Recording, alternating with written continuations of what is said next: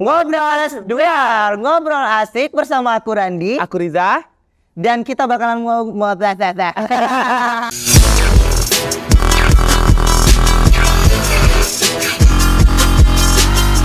Kita hari ini bakal ngobrol-ngobrol asik ya seputar apapun yang terjadi di Kalimantan Barat, Benar Indonesia, bahkan dunia gitu. Dan pembahasan kita pada kali ini random ya. Random. Iya, Apapun random. akan kita bahas pada hari ini. Iya. Cuman yang lagi happening banget di kabar ini kan ada di banyak sosial media. Salah satu dari portal informasi itu membicarakan tentang kalau PJ gubernur sudah dibentuk sama Benar DPRD. sekali. Berarti ini kan Kurang lebih 40 hari lagi bahwa Gubernur Kalimantan Barat akan mengakhiri masa jabatannya. masa jabatannya sebagai Gubernur Kalimantan Barat periode 2018 ya sampai 2023 ini. Siap. Siapa yang menjadi 2023? gubernur? Iya. Oke. Yang menjadi gubernur kita selanjutnya? Apakah beliau Bapak Haji Sutarmiji bakalan melanjutkan 2 periodenya? Melanjutkan ke periode kedua atau Randi Riza akan mencalonkan? Benar. Kita buatkan ambiar Kalimantan Barat. Siap. Gini nih Bang Randi kan juga udah lama tinggal di Benar Pontianak, sekali. terkhusus di Kalimantan Barat. Nah, sebelum menjadi gubernur, Pak Miji jadi wali kota Pontianak. Nah, setelah itu beliau melanjutkan jadi gubernur selama 5 tahun terakhir ya. Kira-kira nih, apa yang Bang Randi rasakan di pemerintahan beliau selama menjadi gubernur? Ya, selama menjadi seperti yang kita ketahui, beliau adalah wali kota 2 periode, wali kota Pontianak, dan sekarang 1 periode menjadi gubernur Kalimantan Barat ya. Yang saya rasakan selama kepemimpinan Pak Miji, infrastruktur, gimana nyebutnya? Infrastruktur. Ya, benar sekali. Di Kalimantan Barat, khususnya kota Pontianak itu ya maju ya. Maju. Seperti kita lihat Oke, siap. adanya Waterfront itu salah satu programnya Pak Miji juga yang dilanjuti oleh Pak Edi setahu saya ya kalau nggak salah. Dan juga trotoar-trotoar di kota Pontianak ya seperti kita lihat sudah rapi, bagus. Itu juga merupakan salah satu program dari Pak Miji. Program yang berkelanjutan. Iya, berkelanjutan juga.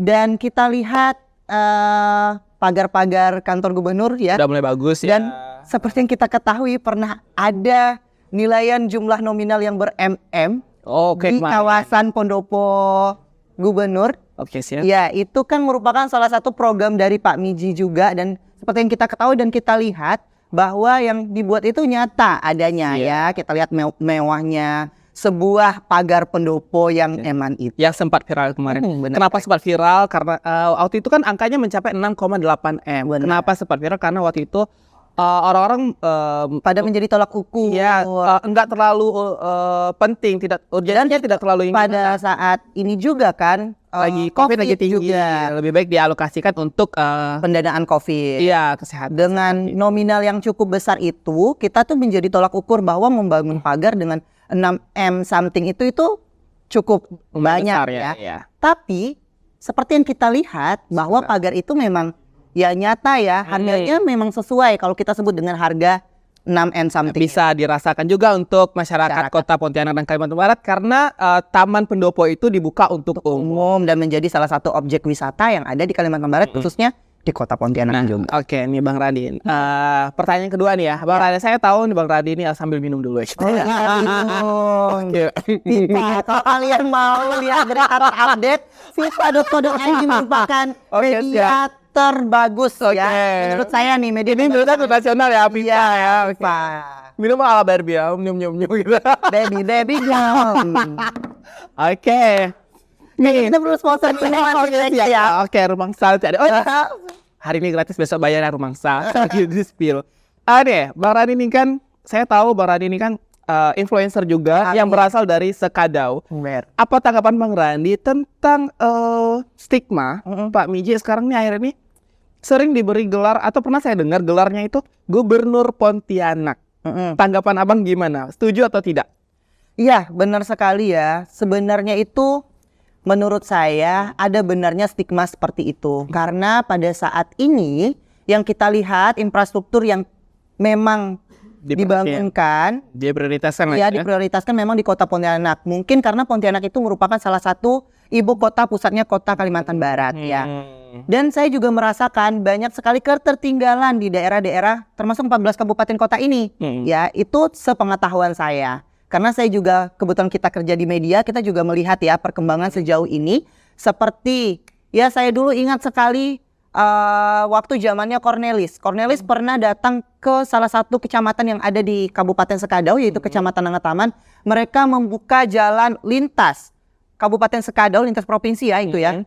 Kabupaten Sekadau sampai ke Ketapang. Tapi sampai saat ini saya belum ada melihat titik jalan tersebut. Belum diselesaikan. Ya, belum ada ya. Sampai akhirnya selesai 2 periode dari zamannya Bapak Cornelis sampai dengan Pak Miji. Saya ingin penjelasan juga sih, sebenarnya itu memang benar ada lintas jalan tersebut atau waktu itu saya nggak tahu nih, itu cuman wacana kayak gitu. Atau setidaknya harapannya semoga di kepemimpinan nanti yang baru bisa melanjutkan program-program pemerintah sebelumnya. Yang belum terselesaikan. Oke. Karena ya saya sebagai anak daerah yang memang jarang sekali balik ke daerah, tiba-tiba balik lihat jalan itu hancur. Oke. Ya, memang jalan di Sekadau itu dari yang seharusnya menjadi lintas Kabupaten Sekadau ke Ketapang yang seharusnya itu tuh hancur sekali dan pernah beberapa kali naik ke sosial media dan parahnya minta ampun. Untuk lewat aja tuh susah kayak gitu. Dan ada juga kita lihat jalan-jalan di daerah perdalaman Sintang, perdalaman Bengkayang, dan itu juga jalannya itu juga tidak bagus kayak gitu. Dan kenapa saya highlight jalan? Karena jalan merupakan salah satu akses di mana untuk mencapai infrastruktur pemerataan di daerah itu melalui yaitu salah satunya jalan. Kalau jalannya jelek, ya gimana infrastruktur kita bakalan merata kayak gitu. Prosesnya aja susah untuk Kalau jalan bagus, ekonomi juga pasti bagus. bagus dong. benar. Ya, aku nggak baik sih betapa sabarnya orang-orang yang tinggal di daerah tersebut. Karena aku sendiri ya Bang ya, sorry ya mikrofon. Kayak kosan aku tuh cuma ibarat 1 kilo dari jalan Tanah Kuning. Aku tuh udah kayak risau dah gitu, lihat jalan mana hujan kayak gitu, motor jelek karena noda-noda tersebut. Karena tanah ya, cipratan tanah. Bang Randi, apa yang Bang Randi rasakan ketika melihat jalan tuh rusak? Merisau atau kayak legowo menerima keadaan? Nah, yang aku lihat kalau seandainya jalan rusak, aku pastinya sedih. Oh, sedih ya? Iya, sedih. Kenapa? Karena banyak sekali penikmat jalan yang seharusnya lewat dengan estimasi waktu yang cepat. Karena jalannya itu rusak, jadi estimasi yang seharusnya kita datang bisa 1 jam, 2 jam udah datang ke lokasi, ini bisa lama kayak gitu. Dan juga kan kalau seandainya jalannya juga rusak, berarti kenyamanan dan keamanan kita juga bakalan terganggu. Iya, rawan kecelakaan juga ya. Itu menurut aku, apalagi lubang-lubang. Karena aku salah satu penikmat jalan antar kota, karena aku biasanya balik dari Pontianak ke Sekadau, dan juga aku pernah nabrak lubang nih di daerah Ambawang dulu.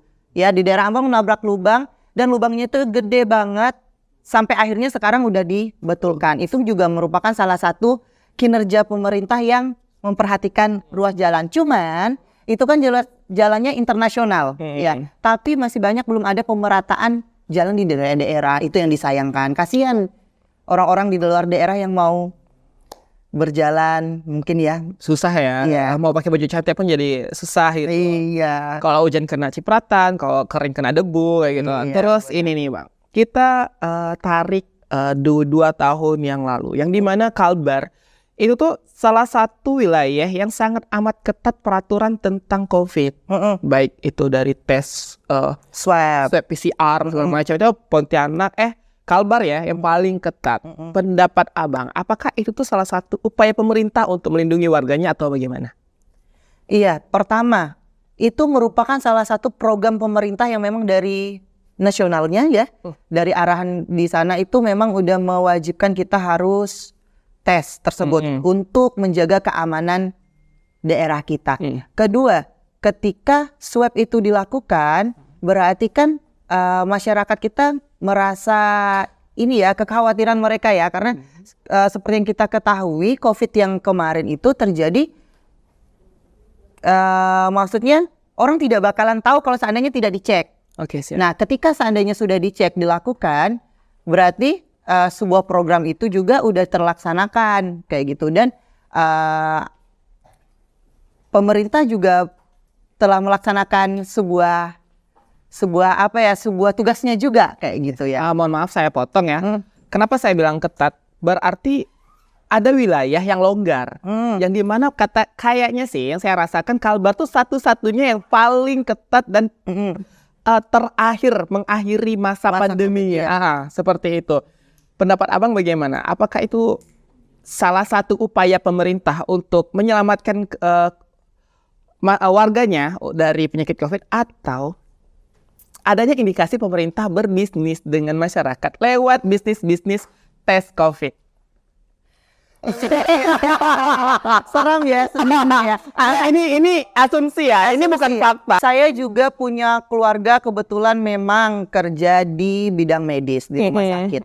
Ada beberapa memang daerah yang memang sangat erat ya, maksudnya sangat peka dengan masalah COVID ini dan benar-benar melakukan prosedurnya benar-benar. Dan ada juga yang menurut asumsi masyarakat, karena kita balik lagi kerja di media sosial, sering mendapat berita-berita dari netizen langsung, yang benar-benar ini hanya politik. Iya, hanya politik, dan banyak sekali hasil yang waktu itu ya, waktu yang terjadi itu, hasil swab itu yang kayak ece-ece yang misalnya menaikkan presentasenya kayak gitu, yang cuman dites rupanya positif kayak gitu, dites rupanya dia negatif padahal dia positif, hanya untuk menutupi, maksudnya menutupi hal-hal yang maksudnya tidak diinginkan oleh mereka aja kayak gitu. Nah itu sebenarnya balik lagi ke asumsi, karena saya kalau berjelas lebih panjang juga ngeri ya. Kita nggak bilang COVID itu nggak ada ya. Karena aku juga ngerasa aku juga terpapar waktu itu. Ada teman-teman aku juga yang sampai parah, yang ya hampir setengah mati ya berjuang melawan COVID. Aku bilang COVID tuh nggak ada juga enggak. Ya karena aku juga mengalami salah satu keluarga inti aku juga meninggal pada saat zamannya COVID tersebut itu. Nah karena ya COVID itu tidak nyata, tidak terlihat, tapi hasilnya tuh ada gitu. Ya alhamdulillahnya sudah berlalu hampir berapa tahun ya. Kayaknya kalau kita bahas COVID lagi, kita bakalan membuka luka lama ya. Kenangan lama, dan COVID itu masalah yang berat sekali di Indonesia dan banyak hal-hal yang sensitif sekali karena COVID. Ya. Nah sekarang kita lihat Pontianak beberapa hari ini panas banget ya. Panas banget. Terjadinya kebakaran hutan beberapa hari ini. Soalnya saya ralat yang Bang Randi ya, yang kebakaran bukan Pontianak, jadi Pontianak tidak ada kabut asap. Iya, tapi benar. kabut asap itu kiriman dari kabupaten tetangga. Iya, saya cinta Pontianak, saya tinggal di Pontianak, jadi saya harus membela tanah kelahiran saya. Tolong untuk kabupaten tetangga, Kabupaten Kuburaya. Bapak udah izin Bapak harap lebih memperhatikan wilayahnya. Kita tidak tahu kebakaran hutan ini disebabkan oleh Apa atau memang dari ya, alam. dari alam sendiri, karena kita ketahui Kuburaya Pontianak ini merupakan tanah yang gambut. Jadi bisa aja karena paparan sinar matahari, karena memang kalau dari awal tahun kemarin ya, prediksi di tahun 2023 ini memang ekstrim cuacanya. Oke, siap. Sempat di Thailand ada pengumuman bahwa tidak boleh keluar rumah kalau seandainya tidak ada urusan. Karena panasnya sampai tembus, kalau seingat saya ya, kalau nggak salah 45 derajat. Wow. Dan itu panas banget. Dan Hampir setengah mendidih ya. iya. Dan juga kemarin ada beberapa teman yang liburan ke luar negeri juga, balik dari luar negeri, salah satunya Hong Kong, dia bilang di sana juga panas banget. Ya itu terbukti pemanasan global sekarang udah terjadi. Jadi kalau ketika seandainya ada kebakaran lahan, itu bisa juga terjadi memang karena alamnya sendiri Atau dan dari perbuatan manusia. Tapi kalau seandainya memang perbuatan manusia, setidaknya harus ada penanganan. Ya, dan harus bertanggung jawab. Iya, tolong pemerintah kerja dulu, tangani kebakaran hutan ini. Masa setiap musim panas masalahnya itu lagi, itu lagi. Iya, gitu kabut kan. asap sudah mulai nih. Jadi setiap malam kalau seandainya, saya juga menghimbaukan untuk masyarakat yang ada di kota Pontianak dan sekitarnya untuk wajib menggunakan masker. Dan tidak membakar sampah dulu ya secara sembarangan kayak gitu. Harus diperhatikan kalau memang ada pengen bakar sampah tuh harus dilihat-lihat lagi. Gitu, takutnya tanah gambut, rupanya api yang atas sudah mati, di dalam masih hidup kayak gitu. Karena pernah kejadian kan di sekitar sini waktu rumah sakit Untan itu 7 hari buat memadamkan api. Iya benar, saya ingat sekali. Seminggu. Iya, karena limbah limbah ini juga, ya, sampah juga. sampah karena banyak plastik kan. Wah, itu membuat api tidak bisa padam juga. Itu Dan salah satu api juga faktornya. sampai di bawah. Iya, benar sekali. Kayaknya pembicaraan kita semakin menyeramkan nih. Iya. Jadi mohon maaf kalau seandainya ada pihak-pihak yang tersinggung, kita tidak untuk menyinggung, Ini tetapi kita melihat fakta yang kalau ada di bahasa netizen juga ya. Kalau bahasa Rusia tuh kita tuh lagi ngomong merampot. Iya. Merambut harus ya. Itu merambut harus di kamus keduanya. Tolong ini kita berbicara tidak takutnya bukan fakta ya. Jadi ini hanya asumsi. Jadi jangan diambil hati. Kalau tersinggung ya si netizen ya ya. kalau memang tersinggung berarti Anda sedang luka. Siapa luka dia yang pedih ya gitu. Kan berarti memang dia berbuat seperti itu. Ya harapan aku sih pemerintah nggak hanya di Pontianak Kuburaya itu aja. Tapi sekalbar kalau bisa kita aman dari yang namanya pembakaran lahan. Agar kayak nggak terjadi di tahun-tahun sebelumnya yang sampai kita lihat matahari itu udah oranye bukan lagi kuning, langit kita udah enggak lagi biru. Dan kan, aku juga merasakan pada saat itu zamannya aku SMA ya, Bang Rija ya. Aku 1 bulan tuh tidak sekolah karena kabut asap. Nah itu juga terjadi, maksudnya aktivitas yang seharusnya kita sekolah juga terhambat kan. Apapun terhambat, perekonomian jadi jelek. Banyak pesawat yang tidak bisa mendarat di. Iya, dan kalau cerita tentang kabut asap itu ya, tentang kabut asap, aku termasuk salah satu orang yang sering terjadi, maksudnya menjadi korban kabut asap. Aku pernah di tahun 2019 kabut asap yang tinggi-tingginya. Jadi waktu itu aku keluar kota, tidak bisa balik ke Pontianak karena kabut asapnya tebal banget. Nah, dan aku bukan menjadi salah satu ya, maksudnya pada saat itu aku juga salah satu orang yang terbang pertama ke Pontianak dan terakhir menjadi penerbangan pertama dan terakhir karena kabut asap. Itu percobaan berarti ya di hari itu ya. Aku sudah delay dari jam 1 ya, waktu itu aku transit di Jakarta jam 1 siang sampai akhirnya penerbangan terakhir ke Pontianak, bayangkan. Gara-gara kabut asap. Karena jarak pandang yang sangat amat pendek ya karena kabut asap. Nah, itu juga menjadi hal yang maksud aku mengerikan. Pada saat kita di atas mau landing ke Pontianak, kabut wilayah Pontianak itu tidak kelihatan karena kabut Putih asap. ya. Iya. Nah, itu kan juga mengganggu aktivitas juga ya, salah satunya kabut asap ya. Dan itu pada saat itu asumsi masyarakat memang bilang itu adalah ulahnya oknum-oknum yang tidak bertanggung jawab. Karena kebakaran hutan pada saat itu di 2019 bukan karena alam, tetapi memang dibuat dan oleh itu manusia. besar-besaran Iya, sekali ya. Benar. The real ini ya julukannya ya, negeri di atas awan. Iya benar. Sampai Berasa dikayangkan ya. belum zamannya lockdown ini ya, corona ya. Tapi Itu kita udah juga lockdown kabut asap menurut saya, karena negara tetangga kita juga terkena dampak tersebut. Ya menurut aku malu nggak sih ya? Oke, siap. Sampai maksudnya ke negara tetangga ulah kita kayak gitu. Gini Bang. Udah haus ya? Ya harus minum lagi. Media ya. Oke siap. Gini. Pontianak Kuburaya ini kan dekat ya. Aku sebagai anak Pontianak aku ngerasain infrastruktur Pontianak tuh sangat amat lebih maju dibanding kabupaten tetangga.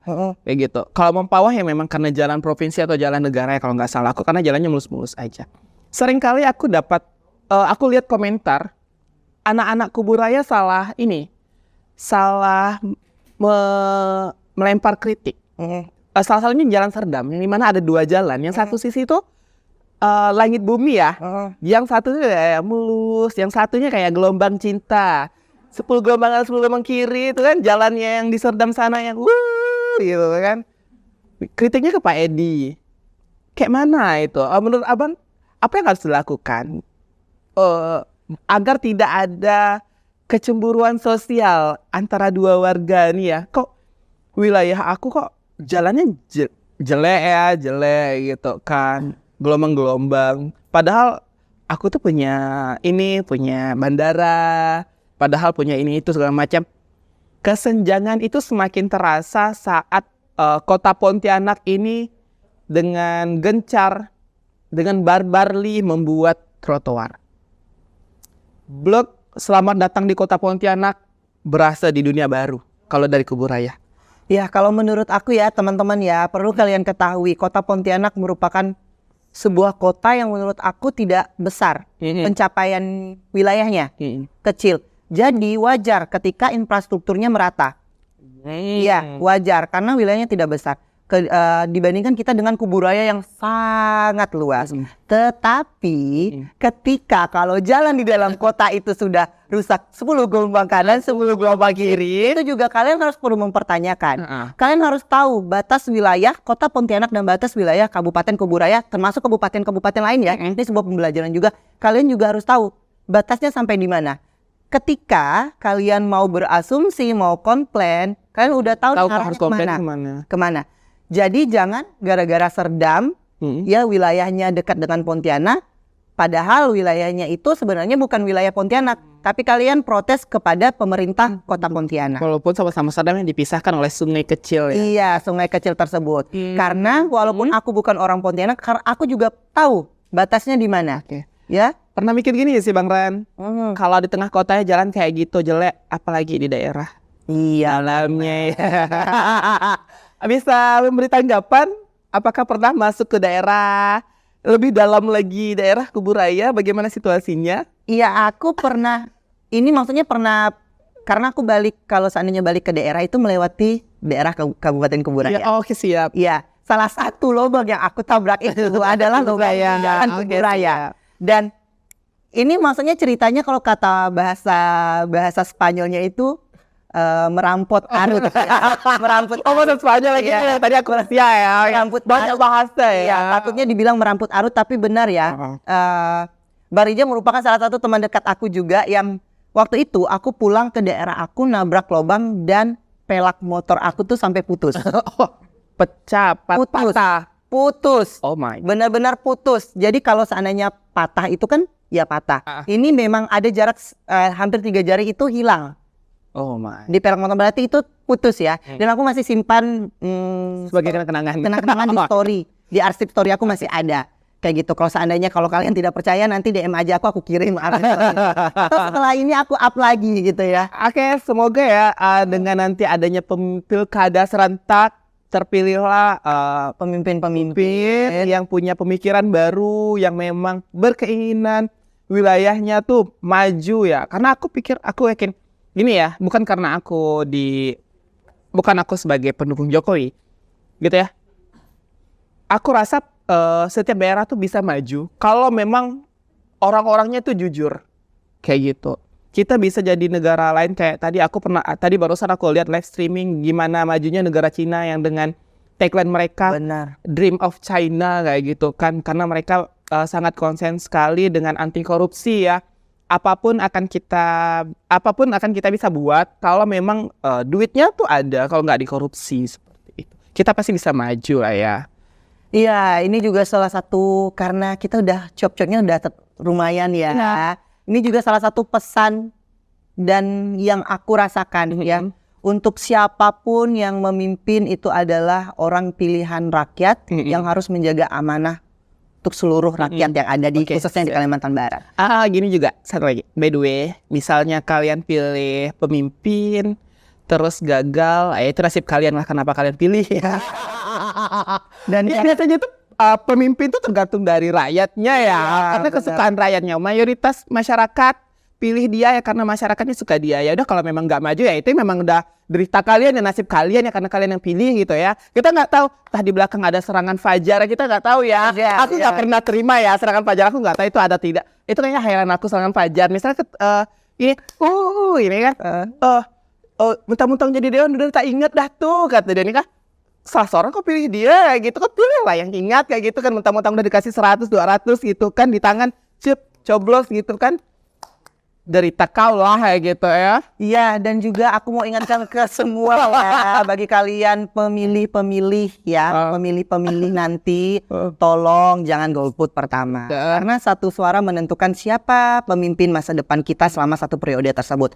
Dan yang kedua, ketika pilihan kalian tidak terpilih, tolong jangan buat kerusuhan dan merusak fasilitas pemerintah. Terus ketiga, kalau ada serangan fajar, ambil semuanya. Ambil aja ya. Tapi tetap pilih pakai hati. Oke, cukup sekian dari kita. Cukup sekian merambut arut hari ini. Bersama Ngobras Duar. Asik bersama Duar. Saya Randi. Saya Riza. Cukup sekian, terima kasih. Dah. Bye.